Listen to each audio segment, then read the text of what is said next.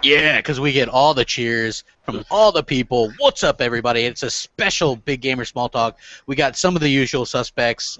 We got Next Gen, who's undercover as Chanel today. We got Mooch and Tim Dog. So the white guys actually outnumber the black guys for a change. And yeah, just so you guys know, Showstopper works like about 5 jobs, so that's why he's not here during the weekdays. It's not. I'm not trying to exclude the dude or anything. He's busy during the week. So yeah, that's true. So anyway, I wanted to get into some things real quick because it's been like kind of a busy week. There's a little bit to talk about, but I wanted to talk a little bit about a video that I dropped today, which I actually did this video. If you guys know how I do my channel, is I record stuff in advance. Like on an off day, I'll do maybe 4 videos and upload them, and then I'll just schedule them to release throughout the week. So that way I'm not always like having to do a singular video every day. It's a good way to stay ahead of the game. And so that's how I do things. So I did one, like I like doing the opinion videos. I get a lot of hits on those. A lot of people like them. And so I did one about how people were wrong. It's time to admit they were wrong about being pissed off about Microsoft's original vision for the Xbox One. And some people still didn't understand it. They see the title and they're like, oh my God, it's DRM. It's like there's this stigma with it. And it's like, no, don't. Listen, the 24-hour check-in, I didn't like that, right?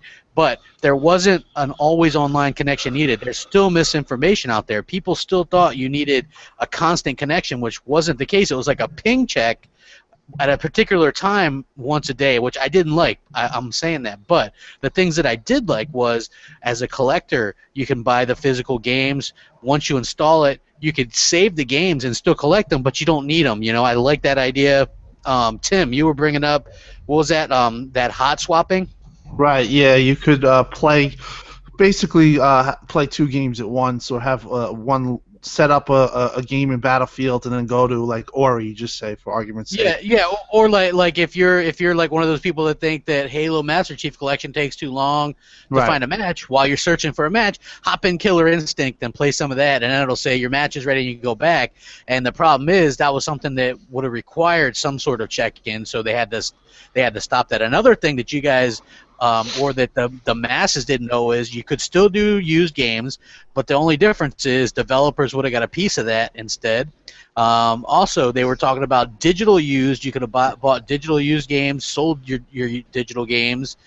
So instead, you get none of that. The family share, or the share program, like 10 people basically could be using the same game or whatever at the same time. There's a lot of cool things that we're missing out on. And if this generation just seems like a extension of last generation, that's why, because we didn't really move that much forward as far as where we could be, where the future is going to be. And when you look at like all the games we're getting anyway that are online only, the Titanfalls, Destinies, the Division, the new Need for Speed, the Crew, all these games are online anyway, so they're getting you either way.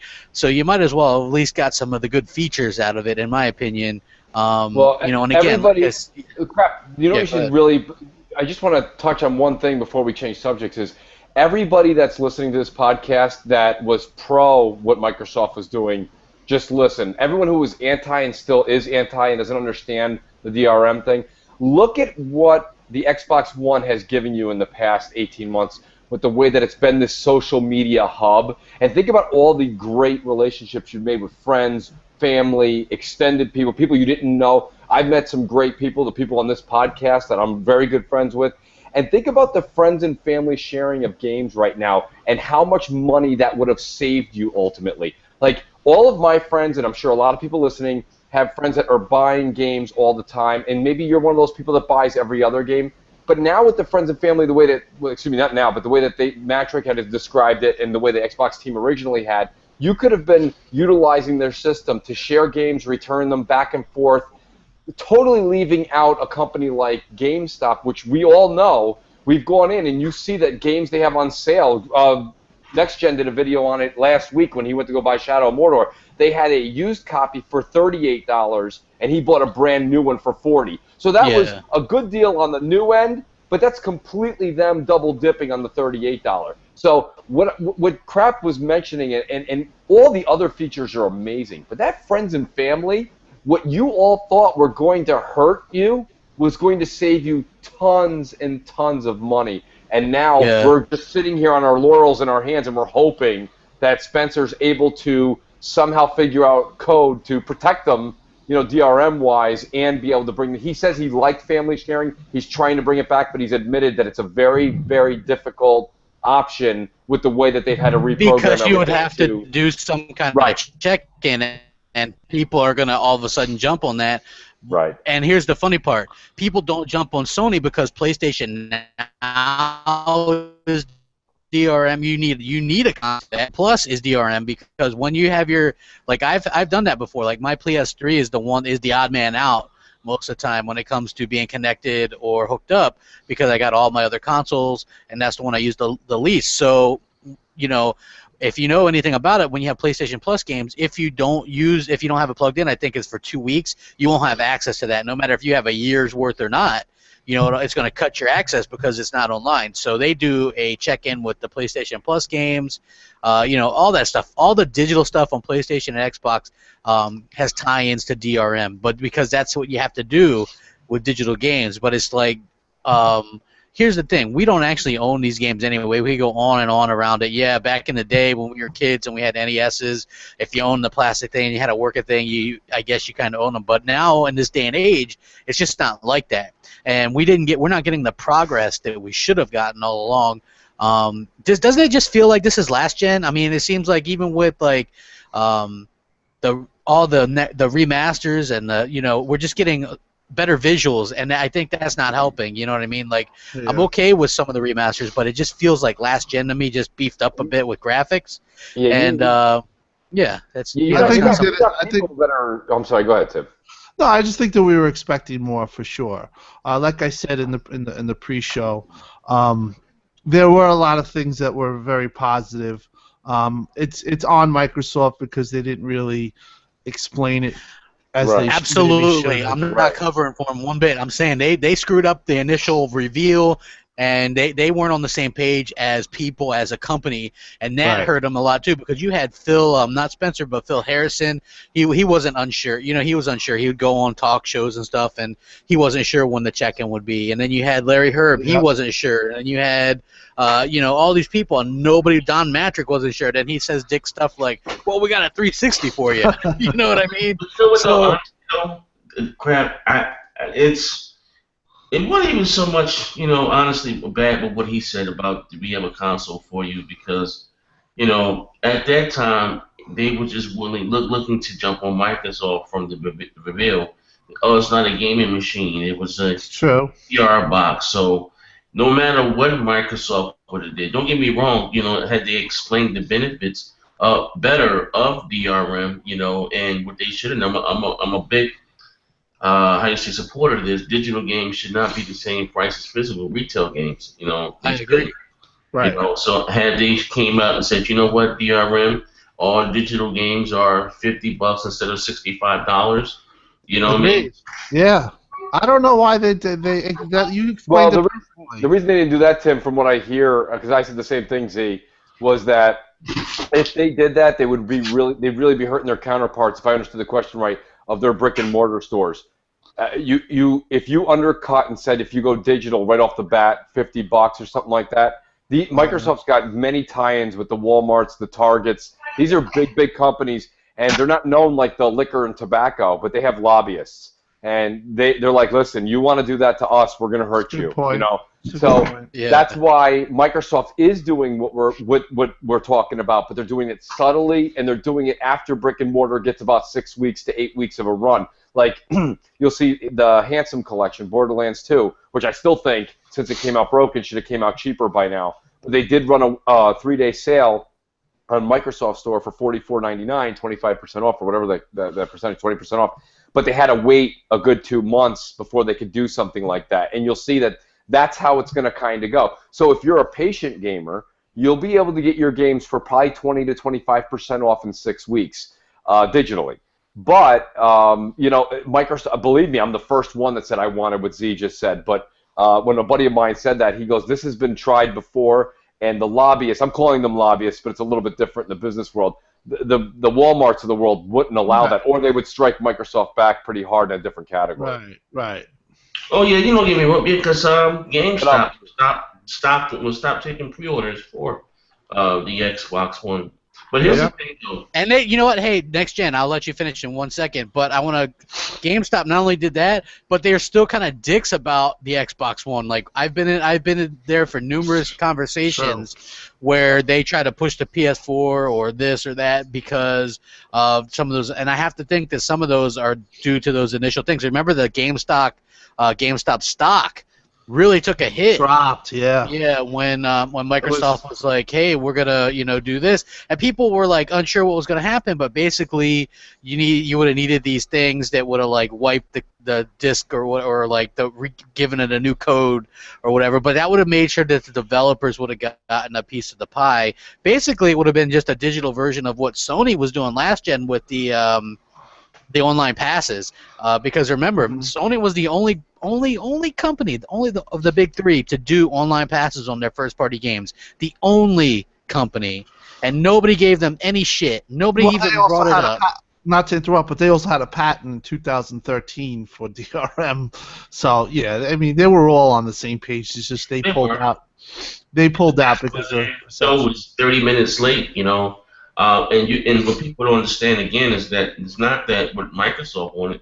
This is what the developers asked for. And if you want, this is our hobby. I always say support our hobby. It's a natural progression because there's no way in hell, and I know I get called a broken record. I say the same thing, but anyway, there's no other business like video game business.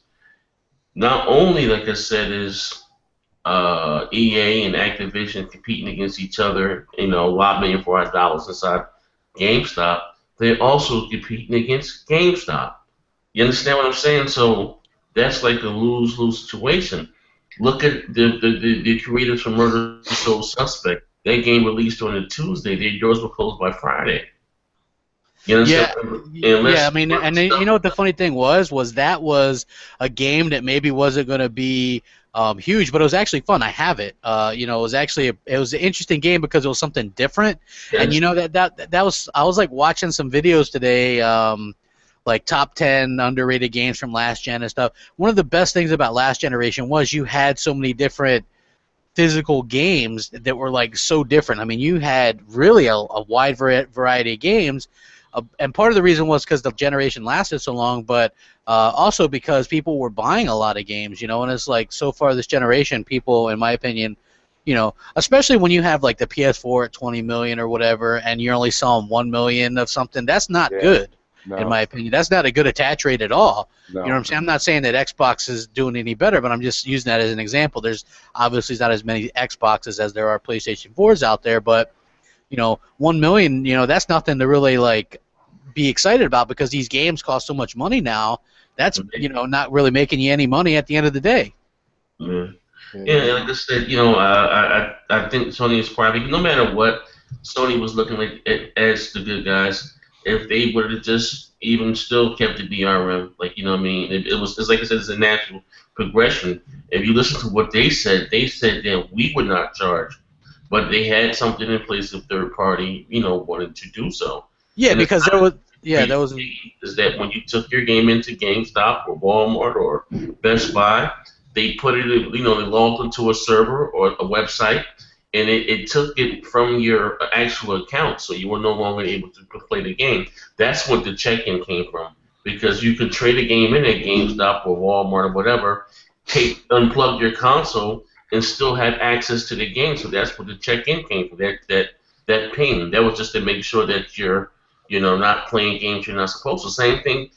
How many people bought Destiny and said it was broke and called Microsoft, got their money back, and was still playing the game? You understand what I'm saying? And that's why they got their account fined. It was a protection. It was a protection, but yeah, you know what I mean. So but again, we're complaining, but we're always online. This is an online world. Like, who the hell buys a next generation console is not online? I agree. Like I've had my consoles hooked up since the Dreamcast. Mine have always been online. I had no problems with any of that stuff. Honestly, a lot of the concerns and stuff were really kind of baseless and just kind of people jumping the gun. Goes out. I can't play my game. Who the hell wants to play a game without the internet? Like, come on. Like, I'll be honest with you. Like, for me, I don't play the Xbox. Well, I don't play anything if the internet's out on anything. You know what I mean? Just that's because, how I am. Yeah. Yeah. You know what I mean? I like my achievements to show up on the thing. You know what I'm saying? And like they don't, you know, I mean, you can unlock them, but they're not going to show up until you can get back online. You know what I mean? So I'd rather not. I just, you know, we're always connected. Our phones are connected. Everything's connected these days. Our TVs are connected. Our car, every goddamn thing's connected. So for people to kind of bitch out, I thought was kind of stupid. But also, I wanted to talk a little bit about, expand a little bit on something that I kind of did a video about this, and I didn't even know all the facts when I did it. This Uncharted thing, okay? This Uncharted thing, right? First of all, I want to say that the Uncharted, the Nathan Drake Collection, that name is the worst fucking name I've ever heard. It makes no sense. You know why? You know why it makes no sense? Because you only play as Nathan Drake throughout the whole goddamn series, right? Only Nathan Drake. There's no other games. There's no spin-offs. There's no nothing. When it comes to Master Chief Collection, there's other games, other characters that you've played as. So it made sense. You're playing only through the Master Chief collection, his games, 1, 2, 3, and 4. So that's why they call it the Master Chief Collection. For them to call it the Nathan Drake Collection is the most retarded thing I've ever seen before. Oh my gosh! So, what's your guys' opinion just on the name alone? Well, just on the name, let me just say this, because there's a lot of stuff on Twitter back and forth about this. First of all, I agree with you, Crap, and your point is 100% spot on. But the real part that I just found here is I found that Sony is utterly... If I was somebody that worked for Sony and somebody said to me, well, we're going to call it the Nathan Drake Collection, I'd say stop. Right there, stop. We have to have our own identity, all right? They already have the Master Chief Collection. Now you're just taking... And like I said, we had purpose and reason for the naming of Master Chief. There's absolutely no reason you call it Nathan Drake. Why wouldn't... And why collection? Call it something else. You call it the trilogy. Call it this. Call it the collective, the collaborative set. My point being the definitive edition, the definitive collection, whatever you want to call it. My point being is by basically just tearing off Master Chief and putting Nathan Drake, you're telling me, okay, maybe it's because I'm a little bit older here and I can actually think for myself, is you have no talent. You have absolutely no talent over there. So we already know that we're going to end up getting something that's just a paint job. But now you're telling me you couldn't even brand this thing? I mean, that's just, I'm sorry. When the Handsome Collection came out for Borderlands 2, that's a little, what do they call, tooth in cheek or whatever it is. Tongue in cheek. Tongue in cheek, excuse me, pardon me. Because they are known for making fun of themselves and the gaming industry. Almost how, like, Insomniac did with, what do you call it, Sunset Overdrive. Yeah. They make fun of gaming while you're gaming. And so I thought that was, as much as I didn't find it necessarily flattering, and I'm sure a couple people at Microsoft didn't, it was funny, okay? This is not funny. This is just a pure ripoff. Yeah. And to me, it looks cheap. So, I mean, I want everyone else to speak. I agree. A ripoff because they're not including the multiplayer? Yeah. Well, no, that's a whole other That's right. That was only I haven't even delved into that yet because I'm just talking about the name. I mean, it's basically Microsoft's idea for Master Chief, but it's a dumbed down. It's a dumbed down because they don't, it's but not. Again, we've been saying that you're gonna get a Nathan, Uncharted collection. But you know what? You're right. This generation, like, it's like enough with the. I give me and I don't want to seem like I'm biased, okay? Because I do want the Gears of War. Yeah, I mean, hey, we're all kind of like that, like the little bit of hypocritiness, right? Like, but look, check this out. How would we feel if the Uncharted, or like, how much shit did we get because Master Chief Collection was broke online? And even though I was like, but you get 4 kick-ass campaigns, that's still a great deal, even if the multiplayer wasn't working for that month or whatever it was that they gave you ODST to make up for it, and you guys are and the PlayStation fans were bitching about that. Oh, well the multiplayer is broke, but I'm like, you could play and it's all co-op and the campaigns are co-op and they're great and they're fun. I was like, so you can still do all that. Oh, who cares? Who cares without the multiplayer? It's shit. So I'm like, okay, now I'm bringing up that you guys are getting 3 Uncharted games, and 2 of them, which weren't bad multiplayers. I mean, the team death matches and stuff were pretty good, I guess. So it's like you have 2 of these games that had multiplayer, and now you're getting no multiplayer. And in fact, there was a Vita game, Golden Abyss Uncharted, that would have been nice to add in this collection, and they didn't even do that. Yeah, that would have been cool. That would have been cool. I had it for my Vita. Well, they didn't also have an anniversary like with Xbox where you could switch back. Well, I mean, since we're moving on to the multiplayer, I want to ask you guys a question. Do you guys now feel, now that we know, okay, now it's definitely coming out, we know it's just single player, multiplayer is out.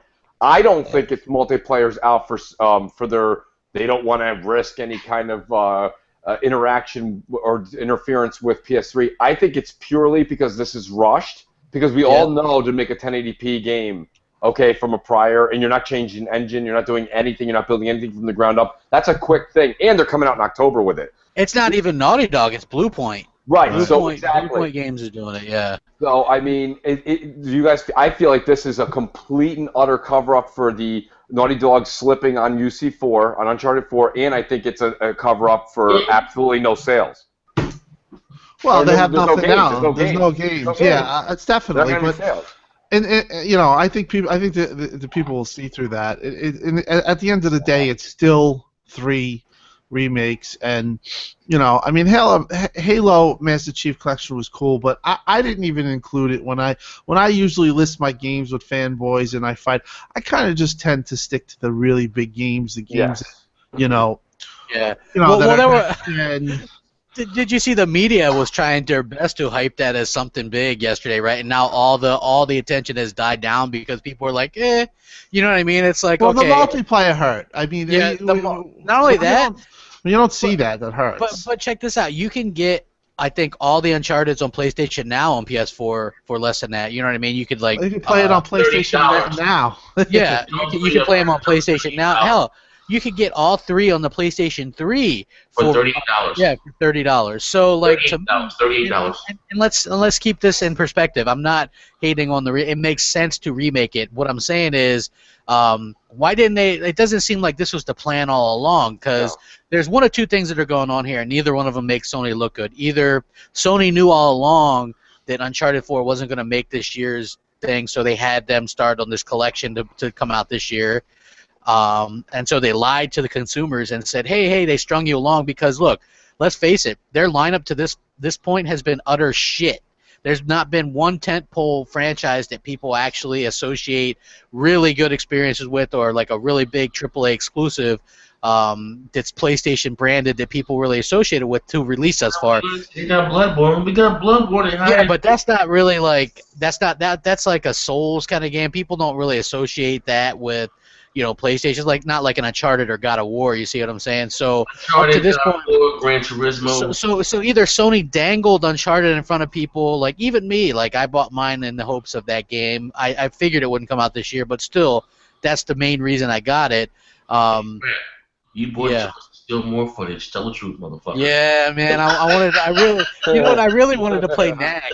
That was my thing. I was like, I want to play Knack, and you know, I'm missing out on so much stuff. And actually, no, I don't even turn that damn thing on anymore. Hey, What I'm waiting for, crap, is I'm waiting for the Naughty Dog bundle. I'm gonna get my free Last of Us remastered. I'm gonna get my Nathan Drake collection in the box, and then I'll get the Uncharted 4, and I'll get all that next summer on PS4. Well, hold on. Let me go back to my original thought real quick, and then you guys can continue. Now, so Sony either lied and was dangling this 2015 release date in front of everybody just to get people on board because they knew nothing else was coming, so that's a big name game.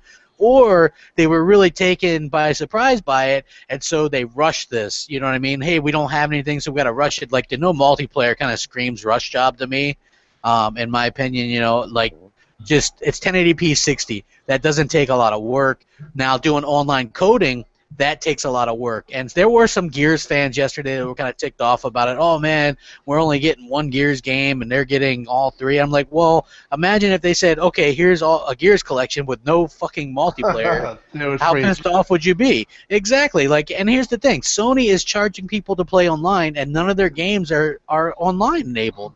Like, if you look at they're remastering God of War 3. Why? Why not Ascension? Well, why not Ascension? Because Ascension had an online component, and Sony can't do that because it's a fucking rush job as well. When Microsoft does something, you know, even though it didn't work, they try to do it the way it should be. Multiplayer, anniversary, you know, all the bells and whistles. And you know, online is synonymous with Xbox Live. You know, and Xbox. I don't really, like you said, I do think that PlayStation, their base, a lot of them is single player games, single player gamers, which I kind of am, but I do know that a lot of people love multiplayer, and to me it was just it's definitely a little cheaty.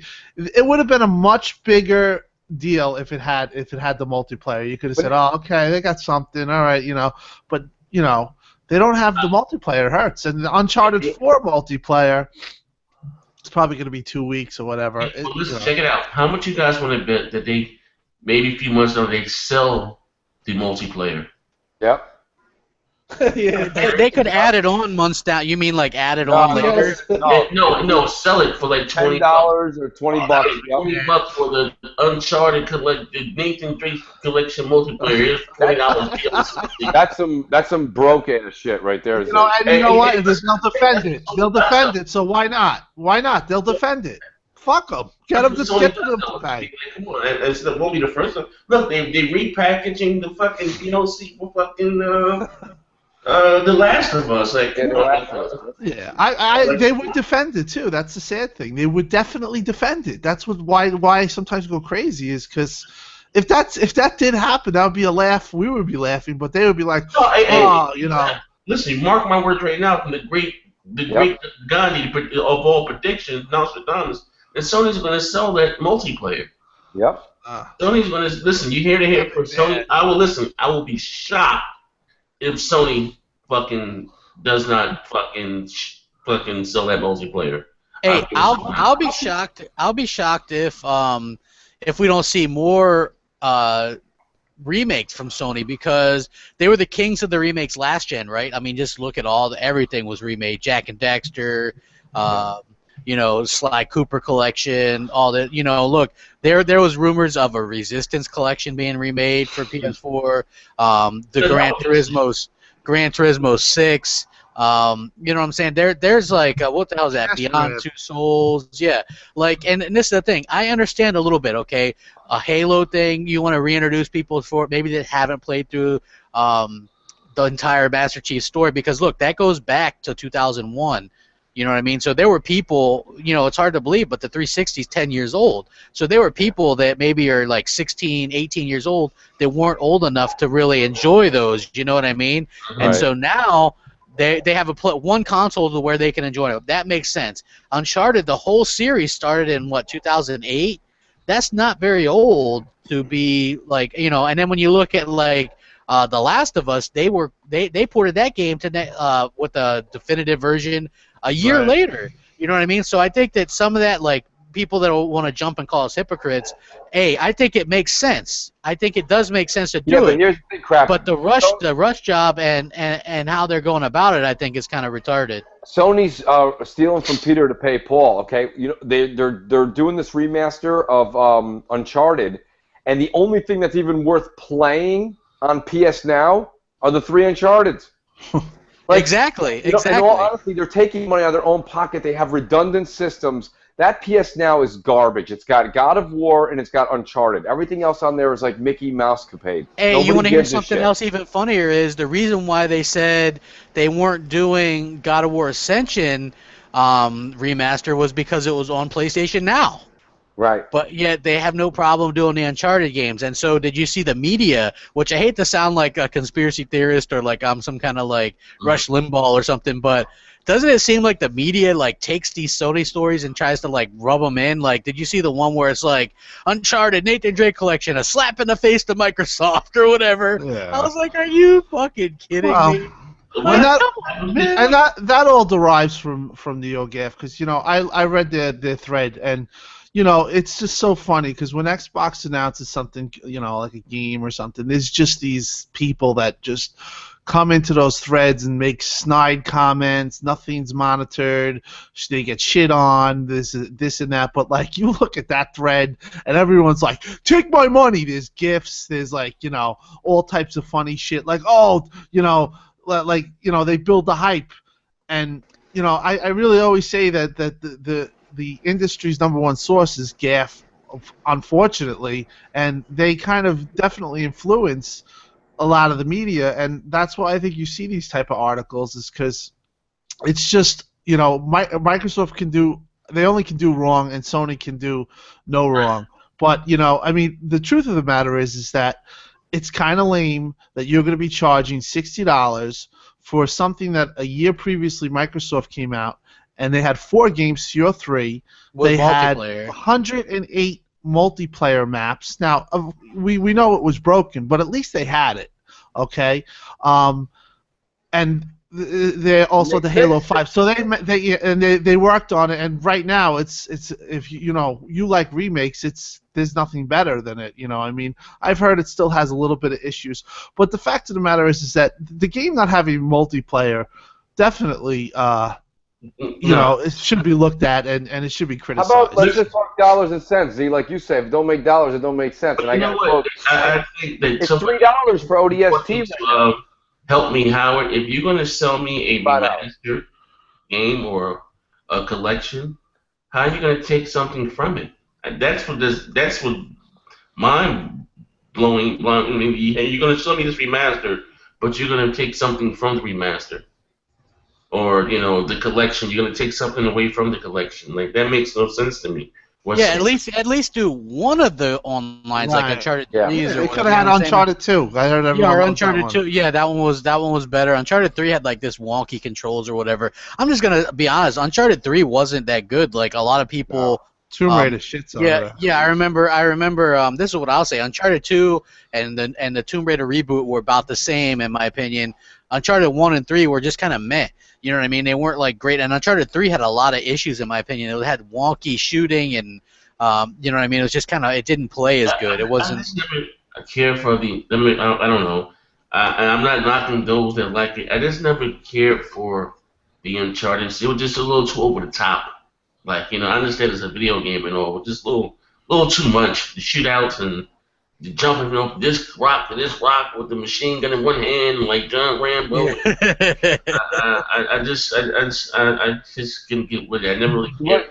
The worst part, Z, I agree with you, but I think the reason you're feeling that, and the same reason I felt like that with Uncharted, and Uncharted it was probably, to me personally, I think it's the best thing Sony has, so take that with a grain of salt. But it was the mechanics. Like, when you're running with Drake with the controller, like, his head starts to bustle down, and when you shoot, no matter how good you were, and I'm pretty good at shooters, you go to shoot, like, you just were always off the mark. Everything was just not crisp. It wasn't clean. Yeah. You know what I mean? Like, you take all those little mechanics that weren't right, the story being the clinging to rocks being choppy, and that's why it was a subpar game. But, don't forget, it was a 10 out of 10 at IGN, though. You know what? It's a knockoff of Indiana Jones.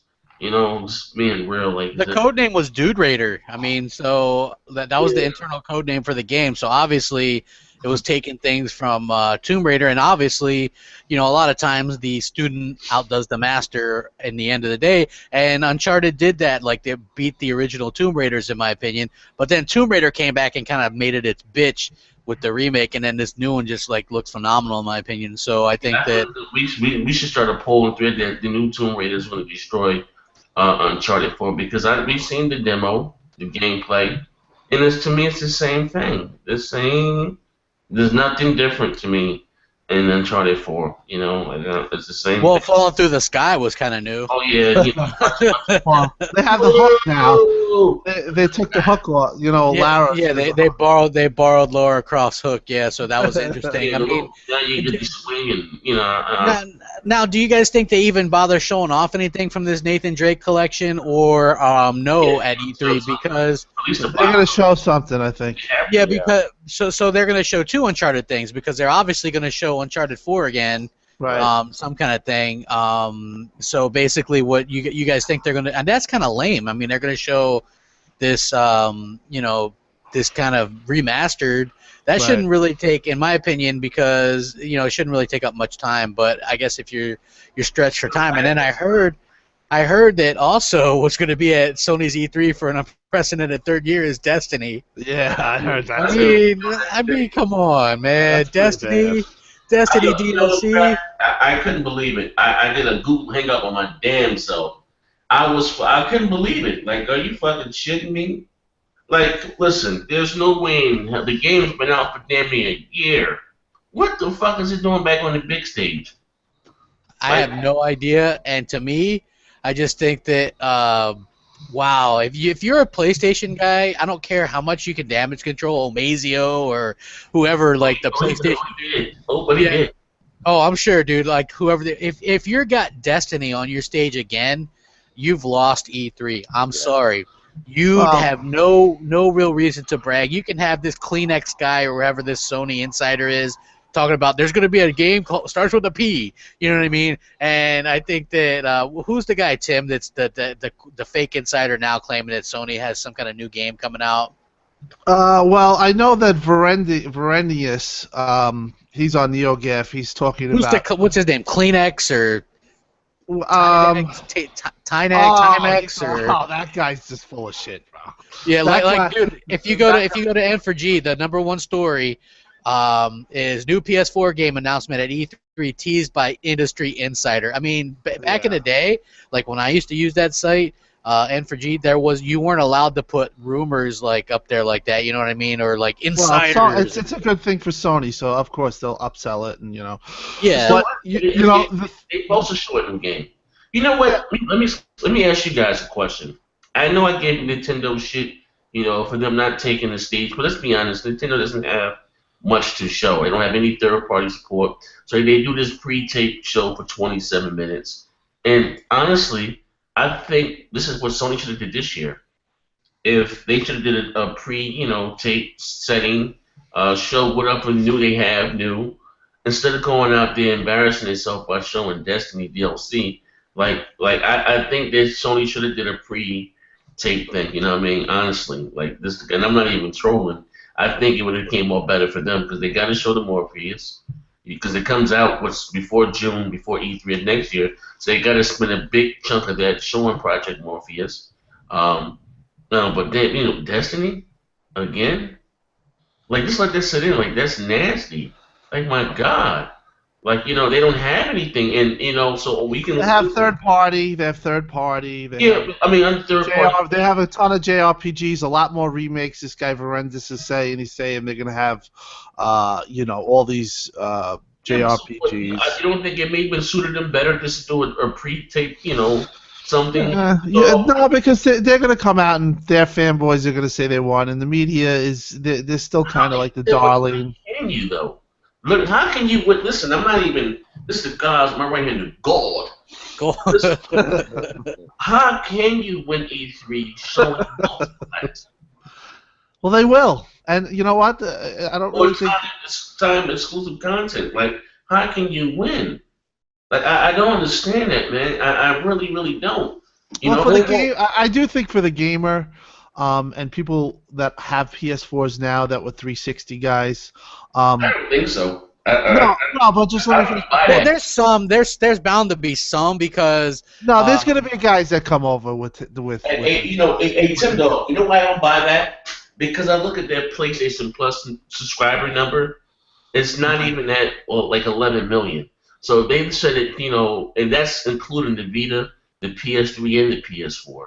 Well, my point is that the people that have with their 360 guys that went to PlayStation and now it's year 2, and they see this conference that Xbox is going to push out, they either are going to sell their PS4, they'll probably keep it, and they're going to get Xbox. So I do think that Microsoft's really going to get a lot of those fans back because I just think they're going to have the stronger show. They're going to have the bigger, huge exclusives. I was told last night that if you think we won 2015, 2016 is the same way. So there's big things coming for Xbox, and it's going to be undeniable. But Sony will go out there. They'll have third-party deal, COD deal. They'll have JRPGs. They'll have Horizon. They'll have maybe some game, but they're not going to match. They're not matching anything that Microsoft has in 2000. Well, you forget. What you're talking is literally. You're right, Tim. But where the media will run with it, and I've said this a couple times now. You guys all heard me, but Sony will just flash a picture or just do a quick CGI of God of War 4, or they're going to do something with like a Last Guardian or something. And then we think about media. You got to think about media coverage. Always think about after the fact. Someone's going to be sitting there looking into a camera saying, Do you see what we saw today? We saw God of War 4. I saw Uncharted 4. I saw Last Guardian clips. Let me tell you something. PlayStation's never been more alive than today, and that's what they're gonna do. And like, you know what the sad part is? You sound just like them. Like that's No. That is something that is sad. And that's what they're gonna do. And we're gonna sit there. And Phil is actually gonna show you 9 out of his 10 games are gonna be somebody with a controller. Well, did you see that Phil? Did you see that Phil said that they're not going after? They don't want to do the fake footage or the CGI stuff. It's gonna be gameplay footage for the most part this year, and I like that. I think that's why like so many of the studios are actually going to be there. You're going to have Twisted Pixel doing their first AAA. I'm excited. You know why I'm excited for this group? And I did an article on my own site a few years ago about Twisted Pixel. They're one of the most underrated developers because to me they reminded me of earlier Rare because they have this kind of humor to them. I don't know. Like they did Loco Cycle. It wasn't a game that wasn't that great, but it had a huge amount of humor and like adult humor that was masked that like kids wouldn't get. You know what I mean? Like it was like that kind of thing. And they've done, like the Gunstringer had that kind of thing, and the Maw and Explosion Man, and they did some really good games on the arcade and stuff. I can see why Microsoft bought them. So I'm excited for like to see what someone like they would have to offer. I'm excited just because I want to see Crackdown footage. I want to see it. The cloud destruction. I want to see these exclusives. That's what gets me excited. Sure, the multiplats were good, but let's be honest. Like the beginning of the generations are when the exclusives should be pushing these consoles, not the, you know what I mean? Because up until now, like The Witcher 3 is blowing my mind. It truly is. I mean, that game is just fucking fantastic. There's no that runs better on Xbox One, by the way. Yeah, exactly. I mean, obviously, pretty much people who are being serious about it. It's definitely running better. I mean, and I'm usually like I'm like an achievement dude. Like I gotta get my achievement. Like I'm even taking the hit on that, man. I'm like getting so few achievements, but it's like you get so engrossed in this game. It's like this is what I wanted when I wanted next gen was that it wasn't resolution. It was like you get a nice steady frame rate on the Xbox version. You get an open world. It's a big world. You get dynamic weather. Like it's nice. Yeah, that's what I wanted. Like his fucking beard grows. He has a dynamic beard. Right. Yeah. I mean, that's the shit. It's like little shit like that. It's like that. That's the stuff when I thought next gen. It was never about 1080p or this or that. It was like I wanted games like that. It's larger. It's got more people. It's got intelligent people. It's a deep immersive experience. It's got you can see the fucking lightning in the sky. It's like it's brilliant. You don't want Fallout 4 graphics, right? God, okay. I was gonna bring up Fallout 4 too, right? Like people were hating. Like this is the thing.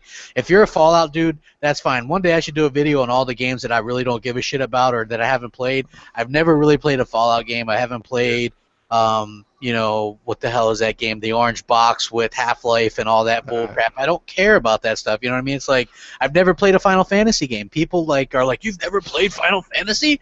And I'm like, no. You know what I mean? That's not my thing. So I'm not knocking those that do. But to me, like when I saw that Fallout 4 thing, I was wondering if that was running on 360 because there was the rumor. There was the rumor that it was going to be cross-gen, right? And so I was like, ugh. But I'm not a Fallout guy, but I noticed a lot of people were complaining about that.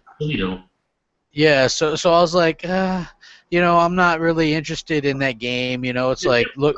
Didn't we talk about that last week or the week before last? Well, no, we didn't know.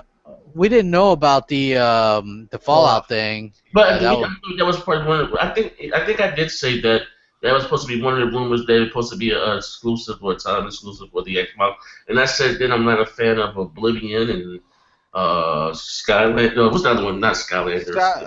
Skyrim. Skyrim? Yeah, I love Skyrim. I don't like Bethesda's games. I really don't. I don't like, for the most part, I don't like Bethesda games either, but Skyrim I loved. And the reason why I loved it was because they fixed they made a third-person version. Yeah. Like, you could, and it wasn't clunky. See, the other ones, like Oblivion had a really clunky third person with no reticule or nothing, but with Skyrim they actually made it really good third-person view, and so that's why I enjoyed that. Like for me, Fallout, like you try to play it, the third-person stuff is real clunky. The first-person stuff is clunky too, because who wants to play a first-person RPG? That's not like, it's not my thing, and the game looks bad. Like people will get on me, they're like, but crap, you said graphics aren't everything, and I'm like, you know what, graphics aren't everything, but when you got these new AAA games, and you see The Witcher, which is an open-world game, looking so gorgeous, and then you see Fallout, but you know what I mean? Crap, that's the big, graphics. Nobody wants to ugly bitch, okay? Like, let's come on, we gotta call it. We judge these games. We don't know about gameplay until we get it in our hand. It was gameplay first. It's bullshit. We judge these games by what we see, and if they look fun. They look pretty. That makes us want to play it. We don't know anything about the gameplay until we get the goddamn control in our hand. So that's right. All that, graphics. No, it's bullshit. We know, but we judge these games by what we see. You know what I mean? That's what catches your eye. Batman. That game could be dog shit, but those graphics caught us eye. I want to play that. You know what I mean? That's Witcher. The graphics caught our eye. You know what I mean? Which is great. I love it. Yeah, I'm hoping to be done with that before Batman comes out because I'm like running out of time. I'm like, I'm stuck. I gotta catch that fucking. What do you call that flying lion? What the fuck he is? The first creature. The Griffin. The Griffin. You're stuck on the Griffin. I put it down. I found the guy and I used my fucking witch sense. I found the bloody footprints and killed some. Those dogs have names. Those goddamn dogs are dangerous. God damn. I killed the Griffin. I'm going around seeing how many people you can score with, man. I tell you what, man. Geralt has a way with the ladies, man. I heard it with Jennifer. Yeah.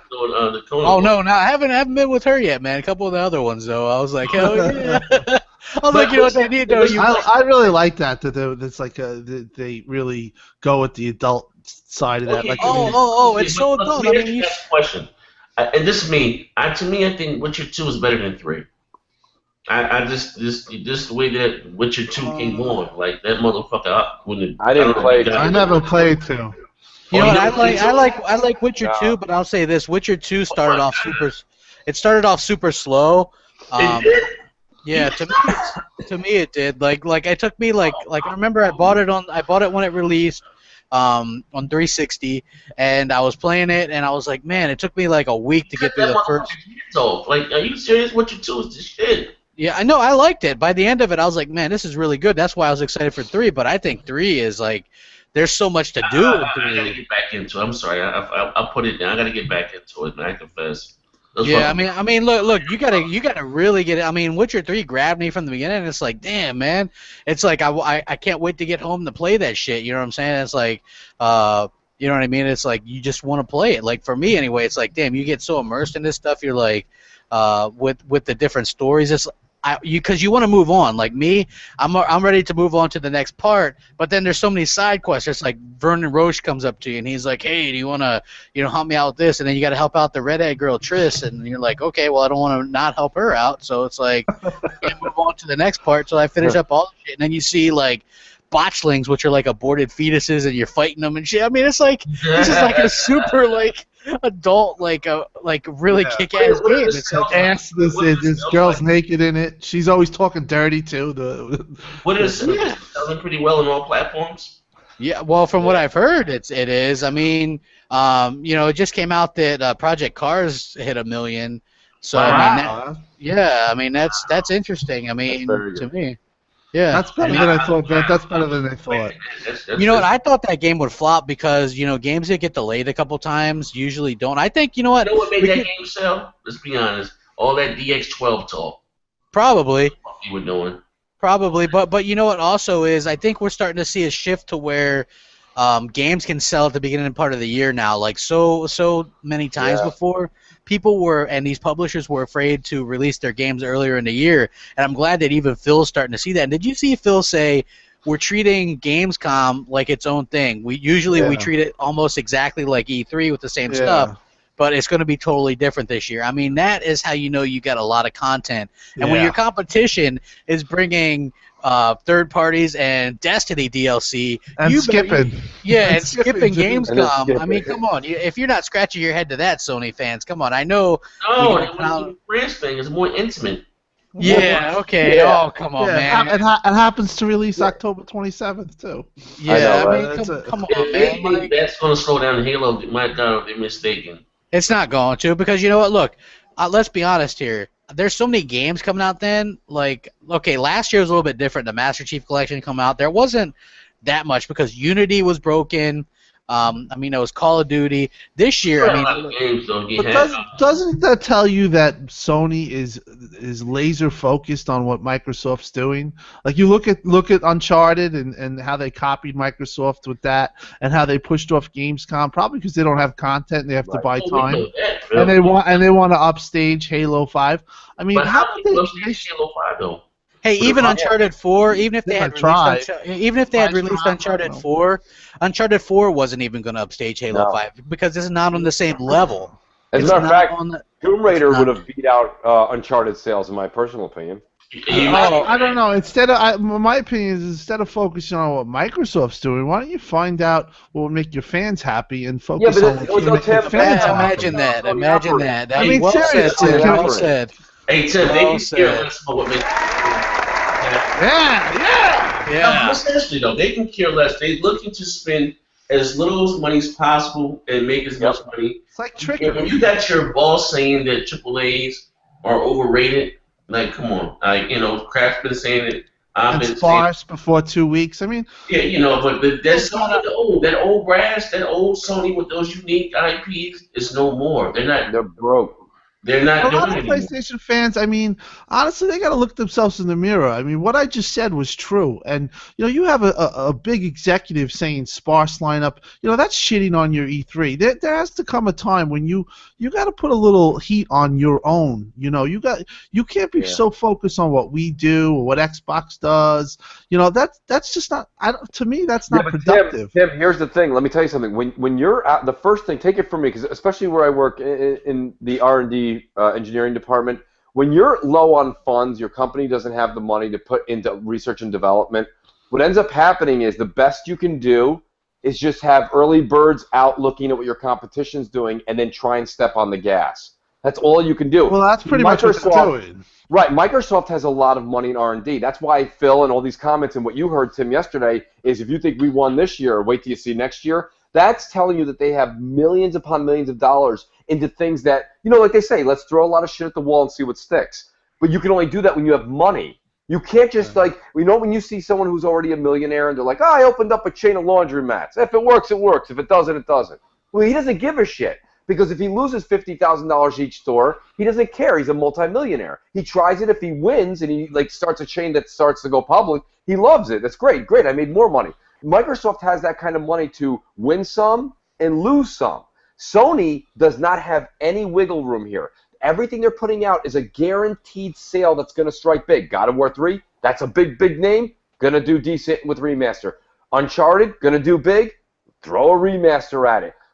They're very, very careful on what they're doing. And look what they're backing up. Star Wars. It's only the biggest movie coming out this year. Let's endorse it. Call of Duty, the 800-pound gorilla. All right, let's endorse it. They didn't have the money to risk with Witcher. They didn't have the money to risk with Evolve. They couldn't play those games with that. That's why Microsoft's like, yeah, we'll take all the other guys because we don't care. We don't give a shit. I do think Microsoft has a shift in their way of thinking. They're building. Yes. But I'm saying they IP. have. My main point. I don't want to harp on it for long, but my main point was the R&D, which is their first party. Okay, first party games. You they guys have know the money. I mean, it's just their first party's been shit. Let's be honest. I mean, Bloodborne was pretty much shit. I mean, Bloodborne is the second party, I think. It is. It's from Software. But their first party has been garbage. Yeah, it's been really bad. But check this out. Sony was great when they were innovating, right? When they were in the driver's seat. Now, since the PS3, they've been copying. They've been, seeing what others do and then trying to go from there. And it started with the PS3. They got cocky. Yep. They were like, "Hey, let's do this. Let's do this." It was like a lot. Come on. Little Big Planet karting, they were so trying to be Nintendo. The PlayStation Move, they were so trying to hop on the Nintendo's tip with the Wiimote. You know what I'm saying? Let's just be honest. Now, with this Nathan Drake collection, it's about the stab at the Master Chief collection, which they're not going to have any problem with multiplayer because they're not including it. Congrats. But it's also, I think, a little bit of the stab at the people that started the whole Marcus Phoenix collection stuff. You know, and again, Marcus Phoenix collection. Yeah, Marcus Phoenix collection would have made sense because you play as other people besides him. You know what I mean? It's not like like this whole Nathan Drake thing and going back to that retarded name. You know, it's called the Nathan Drake Collection. Yeah, the Nathan Drake Collection. That's what it's called. Oh, Jesus. Yeah, that's what it's called, the Nathan Drake Collection. But you only play as him throughout the whole series. So calling it that is the most redundant, ignorant, stupid thing ever. So I'm not surprised that Sony bid on that. You know what I mean? They like obviously tried to do that. Like whereas if there would have been a Marcus Phoenix collection, it would have made sense because you know you do the market because there's also a game where you're not as Marcus Phoenix. He's not even in the game, and then there's certain parts in some of the series where you don't play as him anyway. So you can understand why they would maybe call it that. The Master Chief Collection, obviously, there's games where you're not playing as Master Chief. There's other characters, so you call it that to let people know what you're getting into. The Nathan Drake Collection makes no goddamn sense.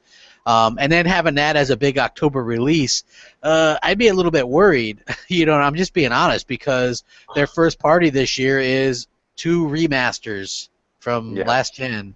So, wait, let's be fair here. What do they have? They have the Until Dawn. Oh yeah, but that's coming out this summer, isn't it? Or I thought that was delayed.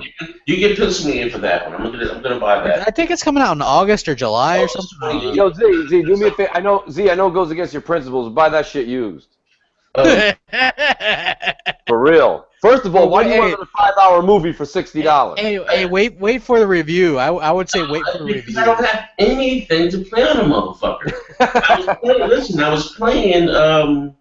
What do you call it? I was playing. Cause I never played Left 4 Dead. Not Left 4 Dead. We call it shit. The Last of Us. Of course, I had the fire, so I lost the game in the progress. So I had to buy a brand new PS4, and I was looking to catch that for like $10-15. I'm not gonna pay $40 for that shit again. I didn't care for the game that much. It was okay at the beginning, and it was like I didn't see what all the hype was about.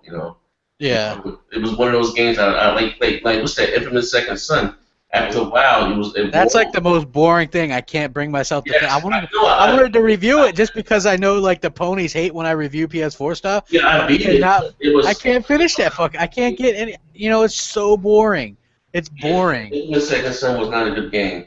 Yeah, it's boring. The first one I ever beat. I didn't really care for the first 2. But I couldn't finish those either.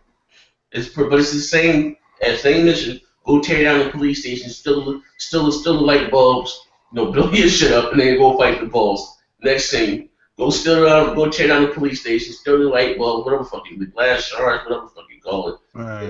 You compare it to a game like Witcher, it's just like I mean that to me is like the epitome of what I wanted in next gen. Yeah. But it sucks that it doesn't come till like a year and almost a year and a half into the new gen. You know what I mean? Right. It's like let me ask you guys this: do you think Batman's gonna outdo The Witcher? You know what? I'm super excited for it for a couple reasons. First of all, it's an M-rated Batman. Right? He's actually breaking arms and shit, like being that. Because for those of you that don't know, and I'm not a big comic book, Batman is not really a good guy. Batman is a vigilante. Batman will throw your ass off a roof and break all your bones. He doesn't kill though. He doesn't kill though, but he does break all. But Batman will fuck you up to get what he wants. Hey, shout out to the 160 people watching. Wow. Yeah, shout out to you guys. Friday nights are good, huh?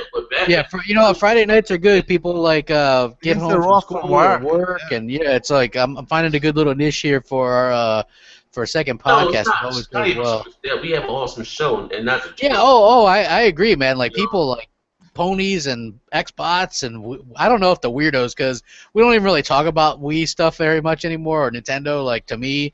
But everyone watches the show, you know what I mean? Yeah, but they all do. Like I have no ill will. I have a Wii U and stuff. So, but Yeah, it's always it's always nice when he said he has no ill will. Crap shot the fuck out. yeah. Xbox has the PlayStation 4 right when he want him, right on the ropes. They do, man. I'm telling you. Hey, did you see? Hey Tim, did you hear that they closed down? I don't know who told me this, but on NeoGAF apparently there's a thread where people are trading in their PS4s or Xbox Ones, and they closed it down. Yeah, it's bullshit, but they closed it down.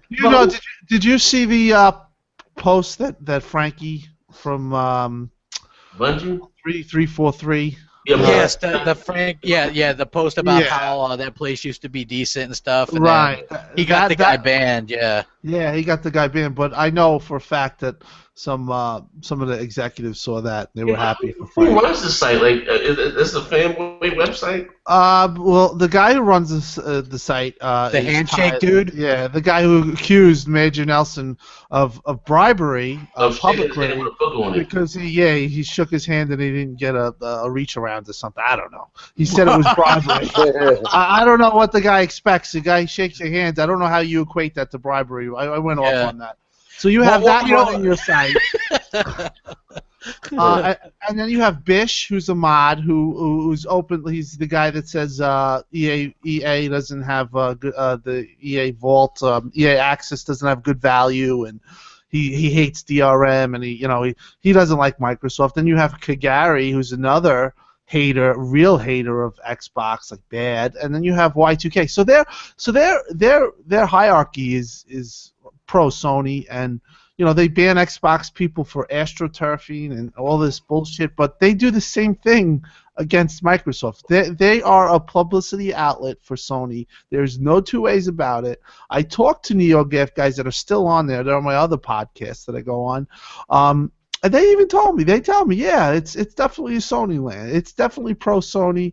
The biggest excuse that they say is that, well, PlayStation 4 is now the most popular. That's what most people think about. But when you have threads that are locked because a guy that genuinely says, I'm going to go and trade it, and then another guy says, you know what, and it starts to gain momentum, and they block it. They do that because it's gaining momentum. Now, if that was the other way around and it was Sony, a Sony Xbox guy putting it in, that'd be, it'd be a big joke. They'd be making jokes, and it'd be going on and on and on. So that's what, you're dealing with, and unfortunately a lot of the mainstream gaming media follows that, and they are directly impacted for some reason. They don't think for themselves, and that's a big problem. But yeah, it's the place is bullshit. So hey, I got a question there, Crap. Here's a question, and I think I want to pose it to Zaire, and I want to give it to Crap, who just have channels. If you ever get a chance to interview a Sony dev for any reason, just ask them, or not a Sony dev, more of a Sony exec. You notice how Phil still gets asked questions by the media all the time? Hey, is Kinect dead? Kinect was a big topic on Twitter today. And they were like, is Kinect dead? Is Kinect this and that? Kinect is far from dead, first of all. Does anybody want to ask a Sony exec, how's that eye coming along? Yeah. How about the million people that bought that out of the gate and have literally... When I say the PlayStation Move? No, the PlayStation Eye, the camera. Yeah, I know. I don't have one. What happened to their... No, but I'm saying, like, nobody asks Yoshida or Andrew House or any of these guys what's going on with that. Where's the development for that? I thought that was... Why would I get the PlayStation Eye? Why have hamburger when you can have steak, man? Kinect is that steak, and PlayStation Eye is that fucking baloney, dude. This is that double standard shit that's just getting... That will be trying to get a Sony. They don't really... They don't, as far as I know, they don't. They block you if you bring up anything like they don't like. I got blocked by Yoshida. I got blocked by Yoshida too. One thing about me, if anybody know me on Twitter, even though I have several developers and stuff that follow me and vice versa, I don't harass. I don't ask when is this coming out. I don't say shit. I barely speak to anybody. I talk to you guys, but all I do is I add, and I'm very respectful. I don't disrespect anyone, because I know it is to be, not saying I'm a public figure, but I get shit on Twitter, so I don't want to give anybody else shit that's in the law. You know what I mean? Just want to say that. All I did was ask Yoshida was, remember they showed the picture of the PlayStation 4 in the box, and they had the red line? Yeah. And I asked him, I said, is it, do you recommend not having it in a closed, area of way if your console overheating? not being disrespectful, not trolling anything. Motherfucker blocked me. I'm like, what the fuck? Like, huh? Yeah. Like, I'm like, oh wow, like this guy's so insensitive.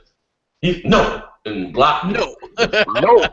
Literally, no. Yo, did you guys see? I'm pretty sure you guys didn't see because I know you guys don't follow him, but I follow him on YouTube. They blocked me on Twitter.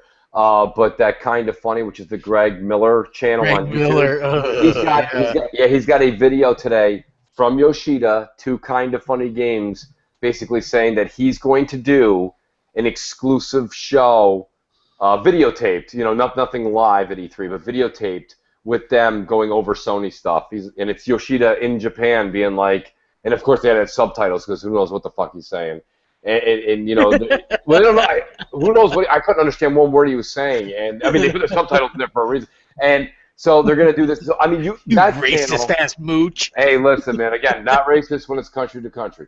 So what I'm saying is this. All right, look, it ain't like that. But the thing is like you've got Kind of Funny. That's a YouTube channel that's got 100K subscribers. That is completely Sony. You've got NeoGAF, which has got the media somehow spun in their web that's completely Sony. And for G2. And for G. And all of this. So how can anybody that... Yeah, when we say that the media is biased and everyone's like, really, Mooch? Come on, man. Don't say that. I'm like, how am I wrong? Tell me where I'm wrong. Where's all the positive Xbox news besides our podcast and maybe a handful of others? There's nothing. Yeah, I mean, you even have to get on people like Ryan McCafferty. I'm on him all the time. It's a beast. He blocked me. Yeah, he invited me. Mr. The PS4 is a beast. You see it. He invited me onto Podcast Unlocked for June 27th. He's like, if you want to come out, he's like, I'll bring you on the show. And I was like, well, I'd like to go. I'm like, I can't just pick up right now and head over to IGN. Yeah. I'm in New York. But, like, I told him, I said, why don't you come do a show in New York? Remember, there's a whole nother coast over here with actual money, over here. So, but they don't let you log in Skype, though, That's true. Actually, I'm going to ask him that tonight. I'll see if I can Skype in. I don't know if he'll let me do that because then he may be like, well, I might get trolled and shit if you're not in I don't know. Because he said I got to be careful letting people on the show and stuff like that. But hey, man, tell that motherfucker about Big Gamer Small Talk Podcast, bitch. Well, I wasn't trying to get on the show. I was just calling him out because every once in a while, he sends it to. I'm the one that hit him first. I was the first one to hit him. I would love to get Ryan McCafferty on the show because I wouldn't be a dick to him, but I would just let him know. I'm like, dude, you're supposed to be an Xbox guy, but all you guys do is talk shit on Xbox, put it down, and then when you interviewed Phil Spencer, he was borderline disrespectful. Because basically, F64 is a beast. Yeah, well, the Casey Hudson thing was really curious to me. Well, that's the thing. I don't hate Ryan. I don't hate him. I know a lot of people do hate him. But he knows so little about the Xbox. He knows like you know what I mean. Like he's like, oh, Casey Hudson just doing HoloLens. That's stupid or whatever. You know what I mean? And then you have people like Ybarra had to tell him. Mike Ybarra's like, oh, he's working on a lot more. Just read all you had to do was go to the Xbox Wire and read it. He said, I'm working on HoloLens. He said, I'm also working with the first-party studios. That's his only person that he reports to. When does that stuff ever happen to Sony too? Like when does that other stuff like we always have to have Phil clarify something or Ybarra have to clarify. When does that happen with those two fucking morons? I have no idea. And not only that, when do they I mean, all they do is How come nobody was up at Andrew House's house saying, "Hey, excuse me, could you get a little bit more specific with sparse?" Right, nobody did. And you know what? People say, I agree. People who say conspiracy theories, I hate that shit. But I mean, with this, it's pretty clear cut. I mean, you had some guy say sparse, and it was a fucking total bullshit statement. Yep. And Greg and fucking the other douchebag are fucking jumping around holding a PS4. When are they ever gonna be real? Or how come always with the Xbox, Casey Hudson, a big guy comes to Xbox, and you have this fucking guy Ryan saying stuff it's not in the press release. It's completely off, and we have to answer for that. It just does not happen. Bill says coming exclusive to Xbox One, Tomb Raider. Exclusive how long? Why does it say holiday? Why is the word holiday underlined? What's duration? What's that mean? What's going on? What's the duration? Tell me. And then, like you said, here's a huge announcement before E3 that belittles the company completely. If you're an investor of Sony, you're like, oh, shit. And he's like, And the sparse. fans, Nobody too. was like, what do you mean by sparse? Like, what does Nobody that asked mean? him. Yeah. Nobody. Hey, there's still games, right? Like this Silent Hills thing, right? Which I wanted to talk about a little bit too. Yeah. When that was originally the Silent Hills thing was announced, people thought it was a PlayStation exclusive. Nobody hounded Sony or Konami or any of these people about, just said, oh, it's is it coming to exclusive? Xbox. Yeah, or same thing with this Hellblade game, right? Nobody's hounding them, or No Man's Sky. There's so many games coming out. Yeah, there's so many games coming out, and nobody Jeff Keighley, that motherfucker was on Aaron Greenberg the minute from Gamescom last year. Where he's like, well, is it really exclusive? Like, they were going back and forth. Like him and Greeny. And Greeny's like, no, it's exclusive. You know what I'm saying? It's like, you're sitting there like, why is the media hounding every little Microsoft thing, right? It's like the Street Fighter 4. Hey, guess what, guys? I've got a feeling that the Xbox One is going to get Street Fighter 5. It's going to be the Hyper Mega Edition. I got a feeling that'll happen down the road. You know what I mean? Hey, why doesn't somebody start that shit? You know what I'm saying? It's just a double standard. It's just honestly, it's blatant. It's blatant. Give me one guy. These Sony guys who say you guys are conspiracy theorists, so give me one guy that's gotten the interview with House after those fucking ridiculously comments. Yeah. Yep. Is there one person? Yet when something on the Xbox side, a guy like Casey, something that should be celebrated and talked about his history, and this and that, they go, oh, the guy's going to HoloLens. As a core gamer, I'm offended. And it's in the fucking press release. It says he's on doing Xbox games, and then you have to have a guy like Mike Ybarra come and tell him, no, that's not true.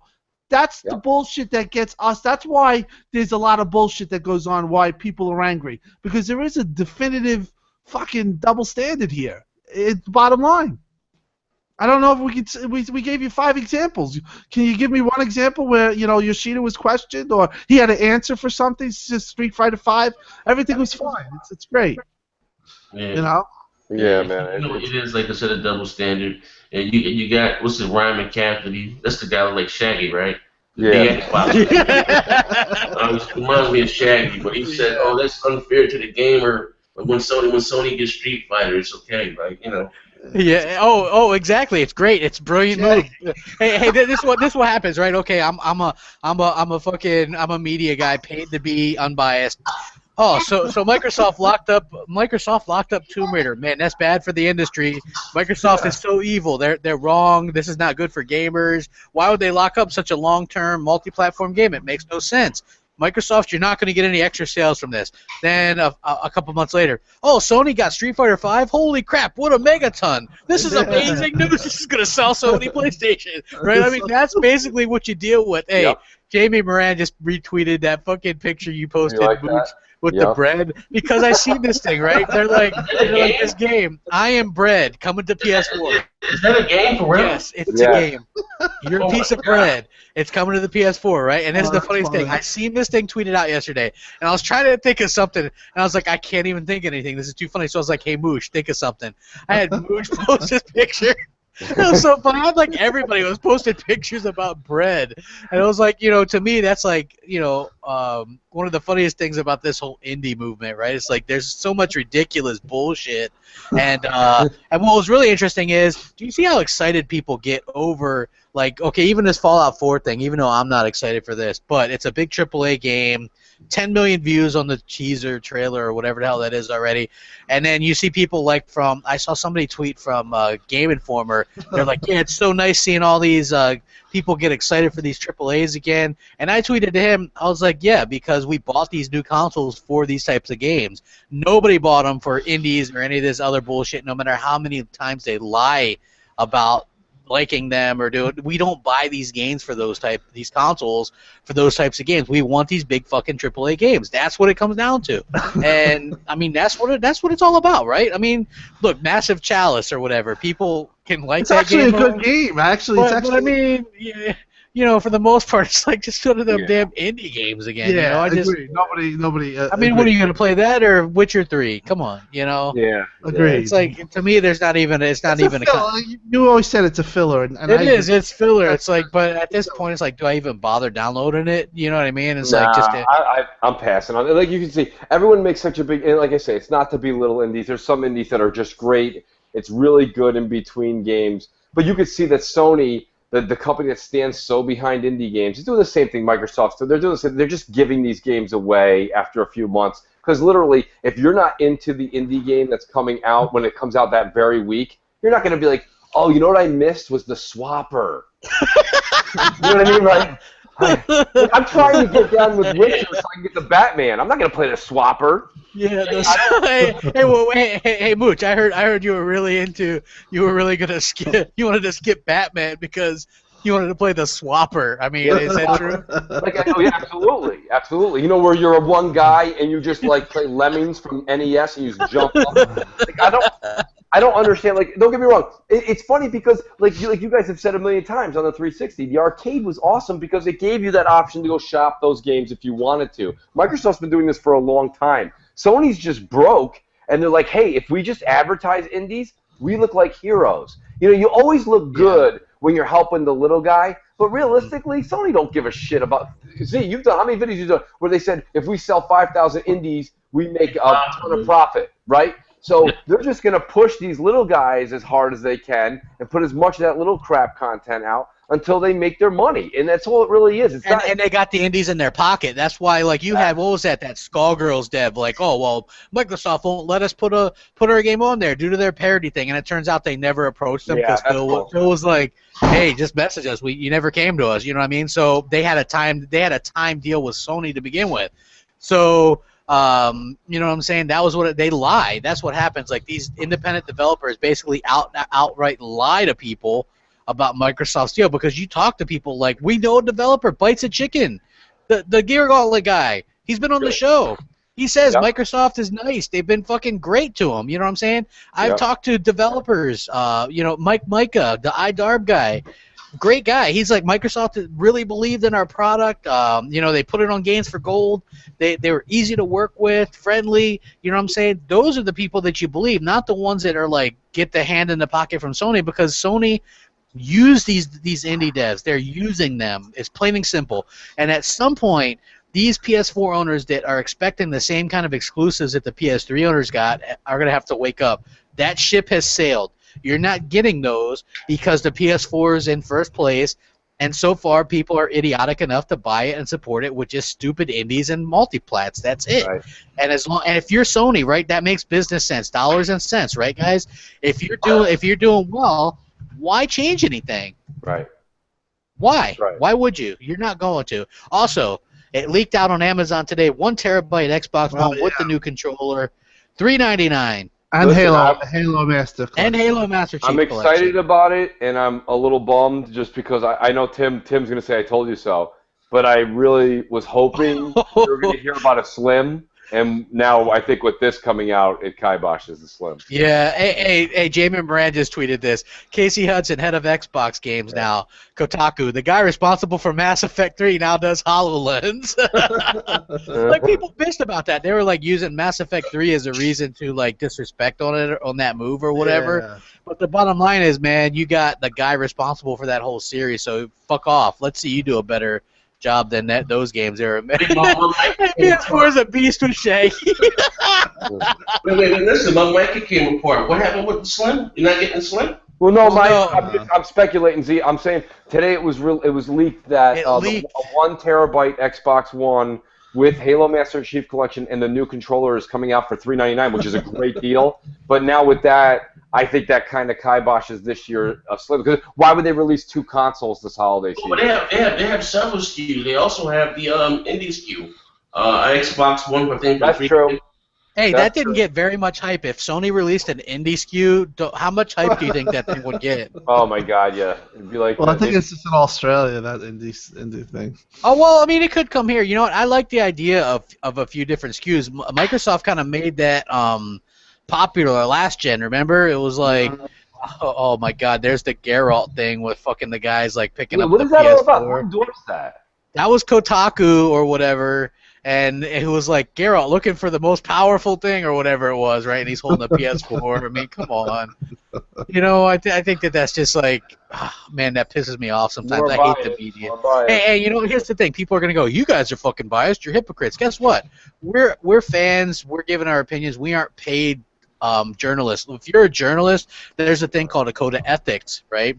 And you're supposed to be fair, balanced, unbiased, and just kind of report the news. What we do isn't anything like that, so we can be upfront and honest, say we are all biased towards the Xbox One. Everybody knows this. It's not some kind of hidden thing. We balance the scales because everybody else is so pro PS4 and tries to knock down the Xbox One like it's dog shit, and it's not. It's just not. So that's why we do what we do. So that hopefully gives you guys a little bit. Hands down, and I have both. So yeah. Was this what you were talking about earlier? I just saw something retweeted here. Frank O'Connor's tweet from 6 hours ago. What does it say? No, I don't think so, but go ahead. It says E3 is going to be awesome. I just heard a confirmation of a little thing that's a really big deal to me. Ask me what it is in a fortnight. So in 2 weeks. Yeah. 2 weeks. That's what it says. It's him. It's got this Frank O'Connor, 31,000 followers, 343 Industries. Yeah, he's the 343 Industries dude. Yeah, he was in Bungie originally. He was one of the main guys that like came over to 343 or whatever. Did you guys like the Coalition move, like from Black Tusk to the Coalition? Yeah, it's pretty cool. You know why I like it? What is that? Okay, Black Tusk Studios is now the Coalition. That's their name. It's after a Gears thing from the expanded universe of Gears of War. It's not Black Tusk Studios anymore? No, they're the Coalition with like kind of a Gears COG logo. Oh shit! Yeah. So they're only going to do Gears game. They're not doing anything else. Yeah, I have a feeling they're probably kind of like how 343 is Halo. That's going to be Gears. Yeah. I think that's what they're going to do now is just they're going to focus on like Gear. That's like such a big franchise for Microsoft. I think that makes a lot of sense. Some people were down on it. I have a feeling that Rob Ferguson was kind of spearheaded this because he's in charge of that whole studio now. And to me, like, it seems like they're having fun with it. I tweeted that. I was like, changing the name to that means that they're having fun with it. They're allowed to have fun with it. Yeah. They're passionate about the game. I mean, to me, like, same thing with 343. That's named after the Guilty Spark. So they're having fun with it. They enjoy making the Halo games. 343 does that. Then you have the Coalition, which I actually like that name change, and I think that it's fantastic for them to be able to do that. And there's other studios that Microsoft has opened. Remember, Phil Spencer said earlier in the year that they're going to have unannounced studios with unannounced games. So I think that it's a good time to be excited for a lot of different reasons, and the Coalition making Gears games it really thrills me. I'm excited for that. Yeah, no, it's a good move. It's a dominant move, to be honest with you. It's just Black Tusk Studios was started, and we all said it was that Shanghai heist or whatever it was called. Shanghai heist. Well, but then when they got control of the Gears of War IP, they handed it off to them, hired all those people that we know that are there today, and those people were probably like, somebody probably turned around and was like, hey, why are we called Black Tusk? And they're like, oh, yeah, well, that was the name that we just inherited because that was what was on the door. All right, why don't we do something? We're Gears, right? Yeah, we're Gears. And then Rod Ferguson probably walked right up to Phil and said, I want to have a designation like 343 so people know when something, even when anything the Coalition is said, you know that it's Gears related. Like when 343 posts anything, anyone from 343, like Frank O'Connor just says something right there, do I honestly know what he means? No, but I'm thinking it's Halo. You know what I mean? Yeah, it's something Halo related.